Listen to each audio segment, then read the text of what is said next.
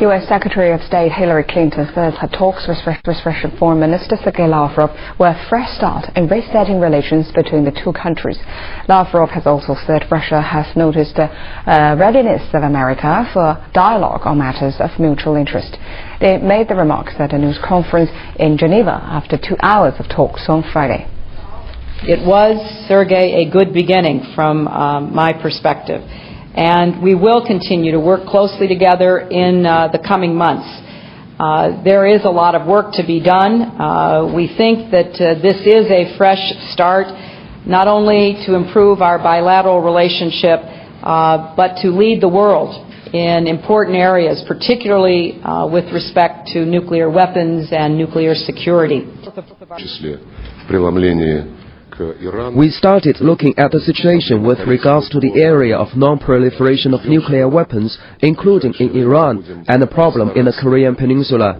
I'm certain that in the near future we are going to reach some kind of agreements or results. Russia has called for a follow-up to the Strategic Arms Reduction Treaty with the United States. Now, the current treaty, known as START 1, expires at the end of this year, and Russia's foreign minister says his country wants the new treaty to be broader, including delivery systems for strategic nuclear warheads. Pei Zhen explains. Russian Foreign Minister Sergei Lavrov addressed a UN-sponsored disarmament conference on Saturday. He noted a new version of the Strategic Arms Reduction Treaty, or START 2, should not be limited only to nuclear warheads, but should also cover strategic delivery systems. A future agreement should be legally binding. It is of no less importance that the agreement should be forward-looking and should limit not only warheads but also strategic delivery vehicles, meaning intercontinental ballistic missiles, submarine-launched ballistic missiles, and heavy bombers. Lavrov also urged Washington to take Moscow's security concerns into account when it reviews plans to deploy a missile defense shield in Eastern Europe. During a meeting in Geneva on Friday, the Russian foreign minister and his U.S. counterpart, Hillary Clinton, agreed to rebuild strained ties, planning to reach an agreement on nuclear weapon controls by the end of this year. Clinton hopes that both sides will be able to present the plan to their respective presidents before the G20 summit in London this April, where Barack Obama and Dmitry Medvedev are scheduled to meet face-to-face for the first time.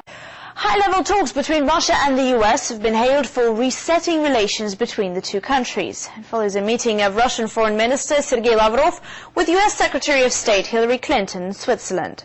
The discussions focused on issues of mutual interest, including nuclear disarmament and combating terror. Oksana Boyko reports from Geneva.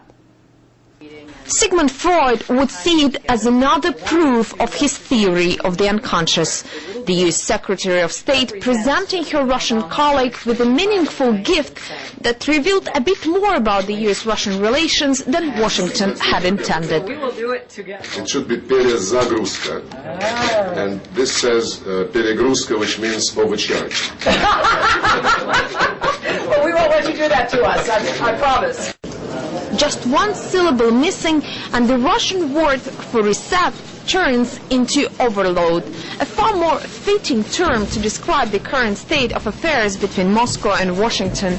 But according to the Russian foreign minister, this anecdotal scene may allow the two sides to avoid difficulties in translation in the future.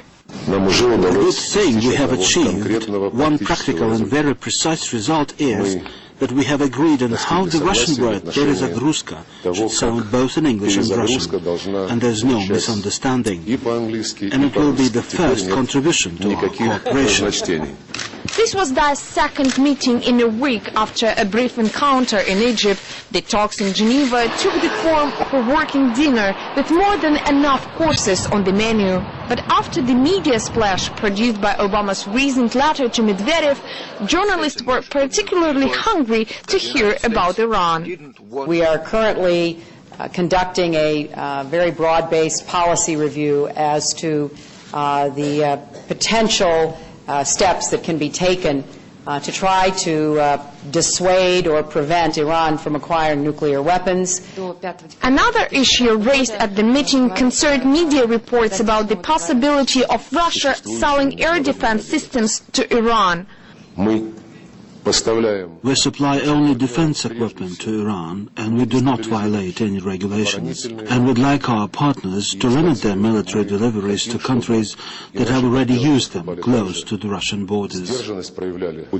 Yet, despite some sharp corners, the meeting was full of diplomatic courtesies. We are going to push the reset button of the constructive coordination. I deeply believe that improved relations between our two countries will advance the common good. Halfway between Moscow and Washington, Geneva was chosen as a neutral ground. The calculation seems to have paid off. Whether it is due to the healing powers of swift air or maybe the healthy laugh during the button-pressing ritual, but the top US and Russian officials now appear a bit more comfortable with each other than just a few months ago. It's Boyka, RT, Geneva.